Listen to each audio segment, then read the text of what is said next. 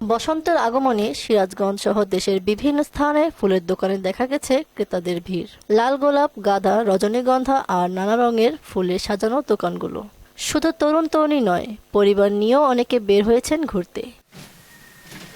ভালোবাসা প্রকাশ আর বসন্তকে বরণ, দুই আবেগ মিলেমিশে একাকার শহর জুড়ে। তাই প্রিয় মানুষটার জন্য ফুল কিনতে এসে ভালোবাসার কথা প্রকাশ করলেন অনেকে। আমাদের বিবাহটা ভালোবাসার মাধ্যমে হয়েছে। দীর্ঘ 18 বছরের পথ চলো আমাদের। তো জীবনে একটা ভালো থাকার জন্য একটা ভালোবাসার মানুষের প্রয়োজন। তো আমার জীবনে আমার ভালোবাসার মানুষ হলো উনি। আমি ওনাকে নিয়ে অনেক ভালো আছি।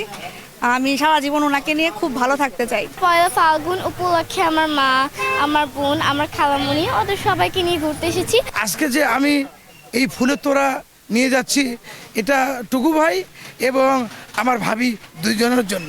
দিনটি উপলক্ষে ফুলের দোকানে আগের বছরের মতো বিক্রি নেই বলে জানান ফুল বিক্রেতা।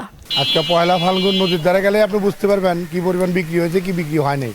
খুবই লোক কম, মেয়েরা তো নাই কেই। ভালোবাসা আর বসন্ত, দুই আবেগঘন আয়োজন একসঙ্গে উদযাপনে সিরাজগঞ্জে তৈরি হয়েছে ভিন্ন এক আবহ।